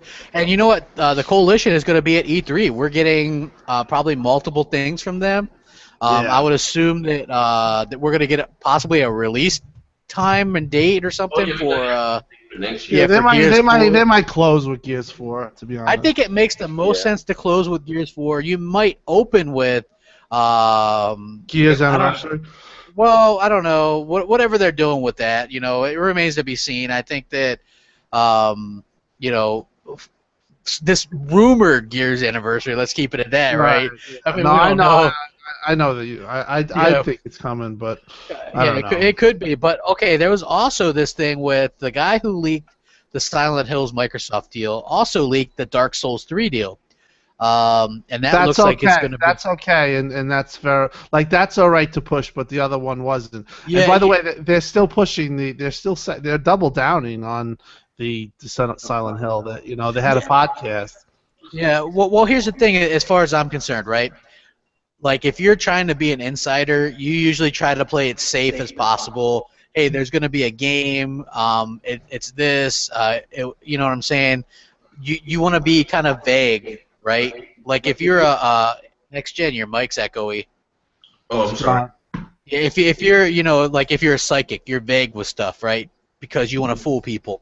When you say something as bold as, "Hey, Microsoft is about to buy the Silent Hills IP," maybe you're not privy to the whole information, right? So I think that is a large that's like something huge. You can't just be vague, and you know what I'm saying. The vague thing would have been to say like Microsoft is in talks to buy a well-known IP. Right, that would have been something that you could have been vague about, and people would have been guessing, "Oh man, it's awesome," to me. But the fact that you say Silent Hills and Konami, who really wants out of the game market as far as consoles, that makes a little bit too much sense to me. And now he's saying Dark Souls 3, which we know those games don't take long to make because those guys, they're not graphically anything special. They're just like these little hacking / weirdo games. You know what I mean? So Imagine would you buy that? Would you, if it's an Xbox One exclusive, would you be open? What, the Silent Hills thing, or? Huh? Silent Hills? No, I'm talking about the Dark Souls 3. No, I don't care if it's exclusive or not, man. I'm not buying that crap. That won't be exclusive to Xbox One, in my opinion. See, Lord of the Fallen 2 is already almost guaranteed to be an Xbox exclusive with the deal they got. Well, yeah, because Deck 12 or whatever that is. Yeah, right? they signed a deal with Microsoft. Yeah, and you know why, right? Because Phil, who does this very brilliantly, anytime he sees a need or something that needs to be filled, he does that, and I'm very... when Bloodborne 2 comes out, he's got something to go head-to-head. Yeah, I mean, are you guys surprised we haven't really had many leaks like this? Supposedly this 1 terabyte Xbox was a leak, but honestly, didn't we all know a 1 terabyte Xbox was already coming? Yeah, I thought it was coming in a slim, but... Well, I mean, we don't know. Is this a slim? Maybe not. I don't know. It doesn't look to be a slim. I know Microsoft has several SKUs. I had asked internally about that because I know that we have a lot of complaints and obviously Xbox is not doing so well or was not doing so well at the time. So I had asked and they said that something like that doesn't just happen. They haven't started it, but something that doesn't happen, even if they wanted to, they couldn't get it done within the year. So I do think that next year you're going to get a slim because it only makes sense. But that's for 2016. Jamie Morantz retweeted this twice, and the more I keep reading what he sends out, if it's what I'm... Is it the Sam Lake thing? Yeah, he's feeling like there was an article that came out yesterday that basically said that one of the CEOs, there's two, I believe... The CEO left. Yeah, the CEO left. To go he wanted to work on various projects, and Remedy has been tweeting like crazy lately, like, hey, look at us, look at us, look at us. I think they kind of are glad he's gone, and Jamie's poising this idea. It's something to talk about. It's something fun. He's thinking it looks like they may go, exclusive first party here, and we all know who the front runner would be. I mean, if Remedy happens to become acquired by Microsoft, I don't usually like to talk about this because we all know Microsoft's very wealthy, and like, do I think Microsoft would buy a certain discount batch of IPs from Konami? Absolutely, especially Phil. But to grab Remedy, to me personally, that's kind of like, grabbing like Range Rover when you're Mercedes. You know what I mean? That's like a undisclosed luxury car. You know what I mean? They're really a good developer. This is what Microsoft were. Yeah, if Microsoft were to buy them, beef up that studio a little bit because they only got about like 75 people working there. Right? Well, that's what would happen. It's like I mean, come on, because look. Like, this is why I said buying them didn't make a lot of sense because you already had really good deals with them. I agree. I would love them to be first party because they make quality-ass games. Beef up that studio, though, so you can crank out more than one game a generation, because, like, they do such good games. I think we would all want Alan Wake 2. We all want Quantum Break. If they could do, you know what I'm saying? It's like they're such a good they're Naughty Dog level in my opinion. Like I think they're they are good. Yeah, they're fantastic. Did you guys read the quote from the CEO of Remedy that left? Did you read his quotes? He came out and said in the article that basically Quantum Break is done, the game is done, and it was a joint decision between Remedy. He can leave. He's leaving. He's already gone. He can say whatever he wants. He goes. It was a joint decision between Microsoft and Remedy, with the holiday being so packed, to move, and now he goes, we just had plenty of time to polish it up. He goes, you will be extremely impressed with Quantum Break. He could have been like, I'm out of here, and you know what, this sucked, that sucked, I didn't like this guy. He could have spoke his mind. He already has another job. My point is, he came out and flat out said, Quantum Break is done. Microsoft has so many games, they're just polishing it. And I mean, that's just amazing. You know what happens a lot of times when like a CEO or something will leave? It's because they've been sold or something. You know what I'm saying? A lot of times that happens because they'll want somebody else in there. So that is suspicious. And they're doing a video Monday that's dropping. It's Remedy Games' birthday week. And so they're going to do a video next week. They're working on it right now, and it's going to come out. And when has Remedy ever talked about anything? Nothing. They don't talk like that. You know what I mean? They're very quiet usually. So it would be interesting, and I think that I would take Remedy over Silent Hills any day. Me too. Oh God, yeah. I mean, like I told you, I only want Silent Hills just to see the internet burn. Yeah. Wait on. Yeah. People that were all like, oh, now that those guys all love Japanese games and Silent Hills, right? No. See, I was with Tim Dog on that. I didn't want Silent Hills because I'm a fan. I wanted that because I wanted to sit there and like dance on the ponies' graves. You know, I wanted NeoGaf to blow up, and like I wanted to like do a little jig. You know what I'm saying? Like I'm fucking. That's what I was excited about. I couldn't care less about the game. I would have bought 2 copies to support that shit. Would I played them? I don't know, but I probably would have reviewed them even if I didn't play them, and I would have stole the footage. So you can count on that. So yeah. I think that wow, 180 viewers, man. This is like, wow. You know what? He does say that. Not to just go ahead with 180, but I wanted to read the comment of the CEO. Yeah. After you go on. Go on with your point, though. Well, I was just saying, man. Like, I'm continually like blown away by how good our podcast does, and we seems to get better. And you know, I don't think anybody really does exactly what we do, because you know we could easily turn this into like a hate fest, like some of the other podcasts do, and talk about other people, but we don't.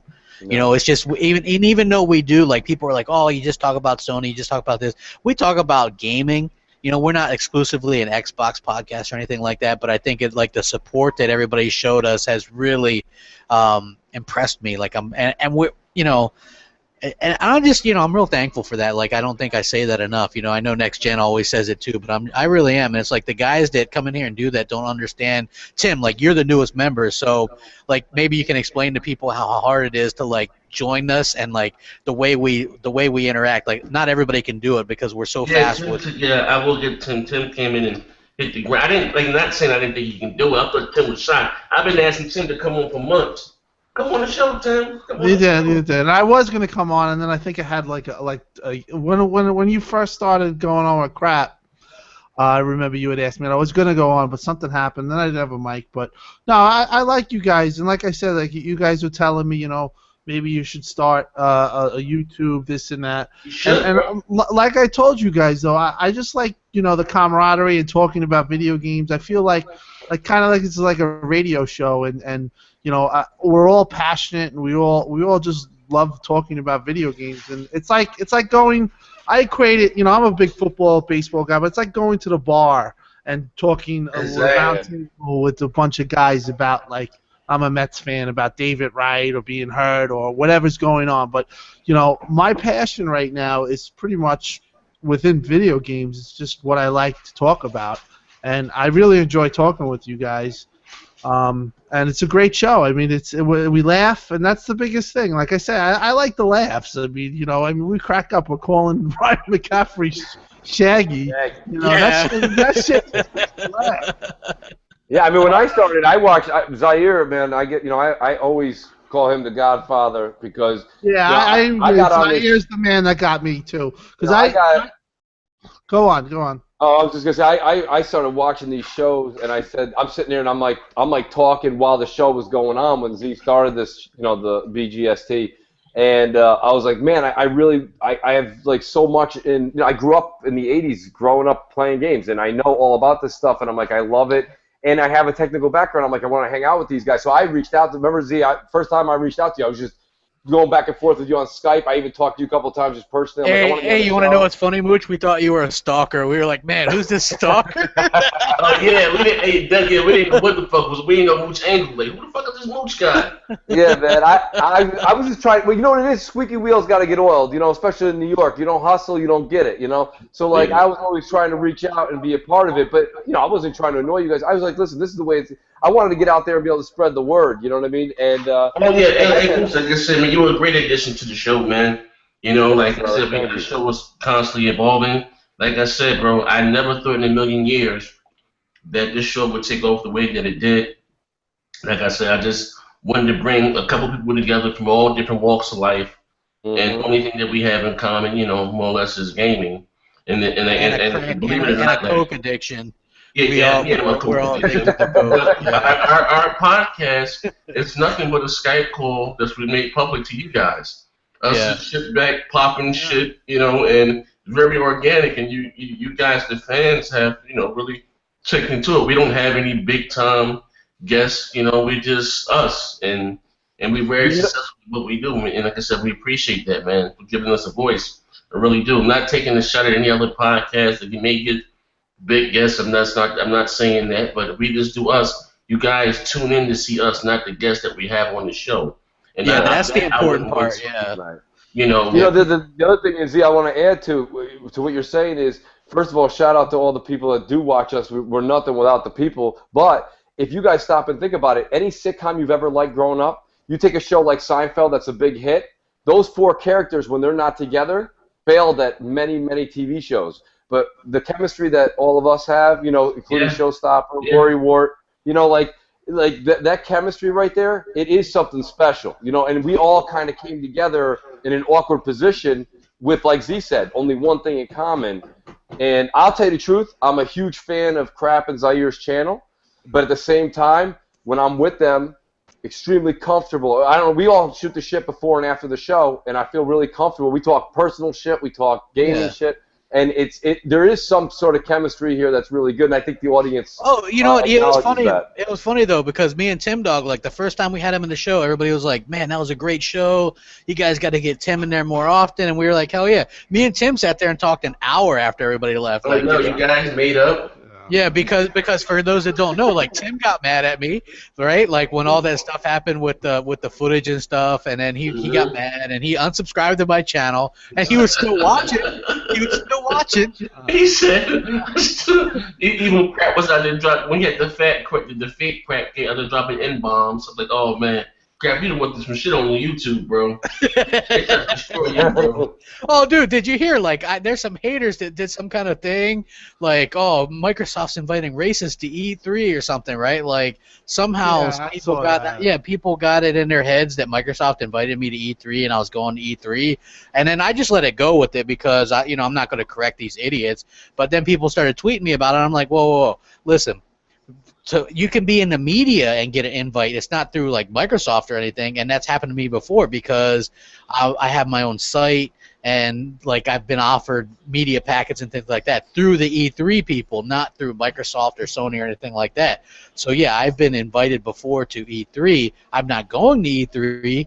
I could have sent somebody, I could have requested a ticket and sent somebody if I wanted to, but it was a little bit too late. You know what I mean? For me to get my stuff in. So yeah. You know what, bro? It's sad to say that's hate. Even when, and I'm gonna say this in the last one, even with the Respawn, the Remedy, Respawn Entertainment. Yeah, Respawn. Yeah. When we had the interview with them and people going around, and this one guy, I forgot the guy's name. I'm the one that told them that you guys are racist and this. I'm like, huh? What? Mind you have two black people that are the fucking members of the show. Like, and he hates homosexuals and like what the fuck? Like what the fuck is wrong with you people, man? And you know what the worst part about this thing is like the main thing that these people hang up on is something that I didn't even type in. It was like a fake dude, and like you could just tell, like just obviously from the way they type, the lower cases, the way they talk. It's like, and not only that, but the person that ended up finding this is a dude that hates me and that I have blocked. So out of all the people that finds this and screen caps it, is this guy, right? I mean, come on, use a little bit more sense in that. So anyway, Go on. So me and Tim were like, Tim was mad or whatever, and then but he got over it. We hashed things out. You know what I mean? Right. Like We talked it out, and I don't listen.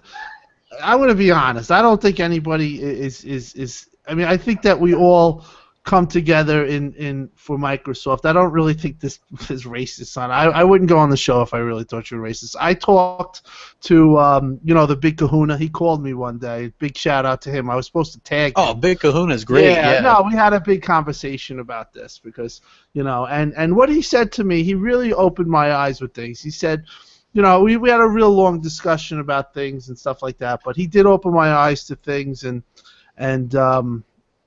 then we, obviously we talked, and I don't think anybody here is pushing hate. I think that I know the person who actually made that thing is the same person who was putting you getting your head cut off by ISIS. Remember? I remember. That's the same character. So for him to really be talking about hate is pretty funny. Because and I still have that, but I can't even put it on Twitter. But yeah, he's a pretty crazy individual. We're all about Xbox here, and we're just a bunch of guys. It's gaming. It's gaming. They try to discredit us as people, right, by doing that stuff or saying we're racist or this or pedophiles. And know what? You know what's crazy? That I hate homosexuals. I had literally 80,000. That shit was crazy.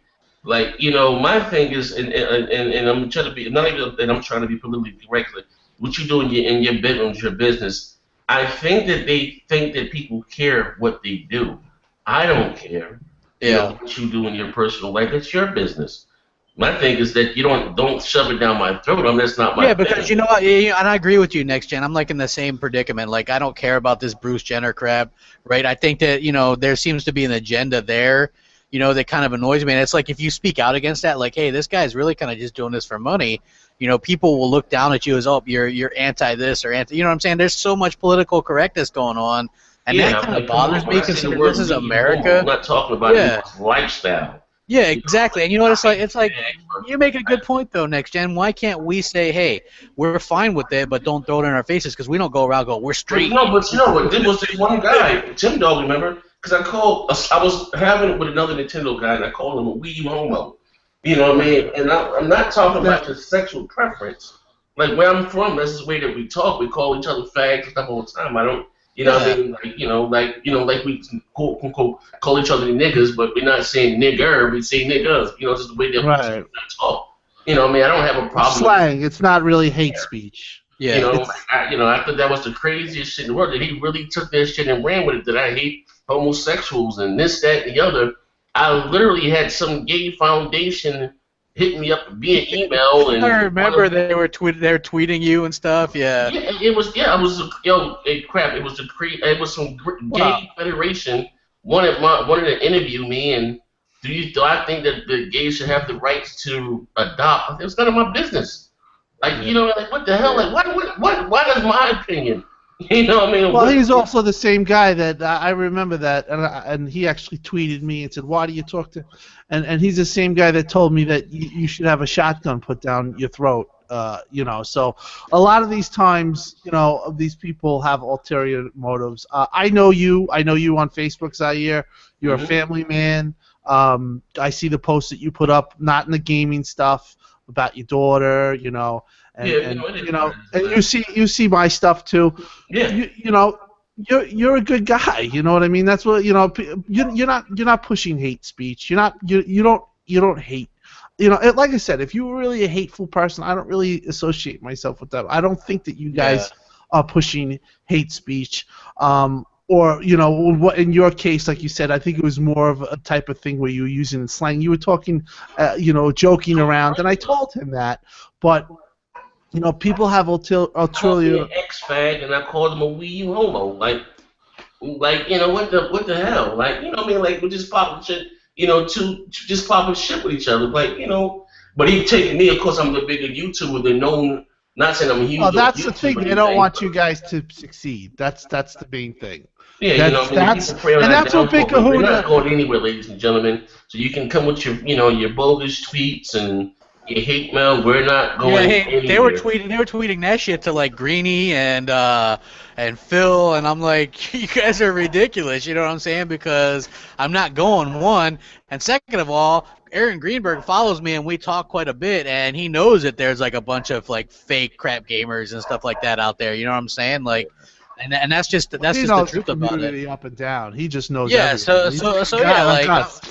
Yeah, so I mean, look, Greeny and them, they watch what we do sometimes. You know what I'm saying? They're well aware of what we do. So I think it's a situation where they take that into consideration. Greenberg has put up with a bunch of bullshit too, where people, or remember when he was in the news and they used a fake Zaire account, it was called Laire, and it ended up as a news story, right? Yeah. Like, I mean, come on, you know, he's well aware of that stuff. So like, you people that go out there try to like, you know, you get the Bart Simpson cake where he holds out the cake and it says, "At least you tried."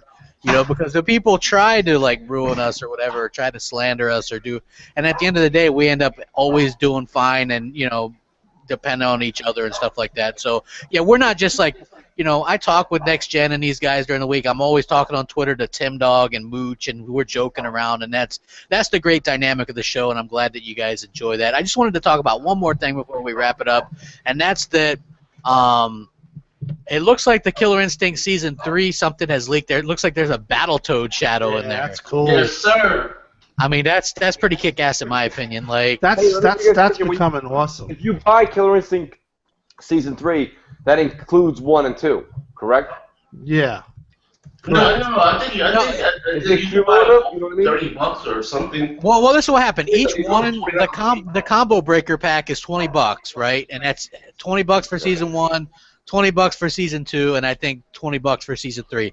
And I think that's how they initially did it, right? And they're going to offer, like, you can get the physical disc for Season 1 as well as $20, and I think they're going to do a complete disc as well for Season 1 and Season 2 for $40. So, like, no matter how you want to do it, but in my opinion, that's like the best fighting game, and just having a Battletoads thing on there is like all the sweeter, because I think that Battletoads is going to get its full game, but they're teasing us with these, they're kind of teasing us with these little things, and I'm interested to see what they do with, like, it looks like they're, like, picking some of the better franchises that they own to bring them back, you know what I mean? And I like that idea. I think it's, like, it's shaping up to be a good year, because I think next year is Rare's 30th anniversary, and they're going to really plan a lot of cool things, not just from Rare doing their own things, but other studios or whatever. I hope we see, like, a Conquer thing, and you know, I'm really excited to see what's happening. So. Yeah, but before us getting back to Killer Instinct, they said that they would take their own characters. So you might see somebody from Gears, you may see someone from Halo.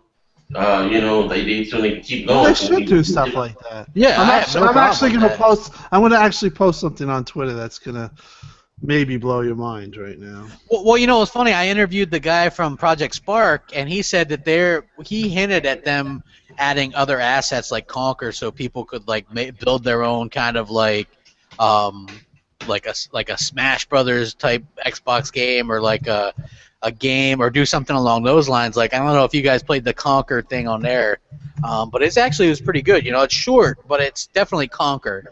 You know what I mean? And I would love them to add some other assets just to see what people could do. Maybe they could do their own. I wouldn't mind Team Dakota doing a full Conquer game with those assets, because what they did there was fantastic. They had the original voice actor. You know, it was like it's very much Conquer, and I would love to see what they do in the future. I mean, did you send a message to him? No, I'm going to send it right now. Let's see what you guys think. Send it on Twitter. We're wrapping it up, Mooch. Don't worry. Hey, it's Friday. It's Witcher to play, buddy. You know, come on. Yeah. Oh, Saber, where'd you get that? I wanted to read something to you guys about I just found that, actually. Nice. This is what the CEO Remedy said regards to it, and it's pretty much it does look like they definitely pushed it back with Microsoft. The team needs to have room to breathe and let the experts do their job. We moved the project out to 2016 to avoid some of the holiday rush in the market and within Microsoft's portfolio. So obviously there's an IP or something coming. Yeah. Personally, I think there's more on a white time. But yeah, they pretty much moved it because. You know, it wasn't because it wasn't done. It was give Showstopper credit. They did not want Quantum Break is something very special. They didn't want what happened to Sunset Overdrive. I'm going to quote Showstopper. He's like, Sunset Overdrive got swallowed up. You know, there was a lot of stuff coming out third party. That was a new title, and it was just swallowed up. Nobody really grabbed a hold of Sunset when it first came out. If Sunset Overdrive was pushed to go head-to-head against Bloodborne, holy shit. Big difference. Big difference. So I think what they want to do is they want to have Quantum Break get its chance to be the star. They put a lot of money into this, and Remedy's worked very hard. And they're good. Yeah, and they're real good. And they're cocky. That's why they're like, you know what? We want everyone to see this game. So instead of smothering it between Rise of the Tomb Raider and Halo and making it like... Because think about it. Tomb Raider's massive. Halo's more massive. And then you're going to put a new IP in between. It's going to get lost. Here, now it's going to have its own time to shine with no other Microsoft exclusive in its way. And that's what he's saying, basically. And he says a little further into it, if Tim kept going, was, you know, we are really polishing the shit out of it at this point. Like, now we're just making it so it's smooth as silk. Yeah. You know? It'll be really running well when we get it. Absolutely. But that's because they have the games. They're not scrambling, putting Uncharted collections without multiplayer. They don't have to. They don't have to. Yep. They could have they could have really mind-fucked Sony. Have Quantum Break. Absolutely. You know? Anyway, we're going to be back on Sunday on Next Gen's channel. I appreciate you guys taking time out on a Friday night to join me, and we had like damn near pretty close to 200 people tonight, so that's impressive. We had a good amount of stuff to talk about, so hopefully you guys enjoyed it and were entertained, because that's what it's all about. And thank you for coming on. Absolutely. Thank you for coming out. Me, Johnny, play joke, me, put. Oh my God. And you wonder why they go, oh, they're racist, man, they're racist. But anyway, we appreciate it. Round of applause. Hell yeah. And Xbox is the best box, and we'll see you. Oh, and we're also going to be doing a lot of E3 coverage. I have my planned. I took the 15th off, so yeah. So we can do a live. There's gonna be pre-shows. There's gonna be shows during the thing, after shows, reactions, all that good shit. It's gonna be a long day for us, but it'll be fun. So make sure you guys stick around for that. Thanks for watching. Peace.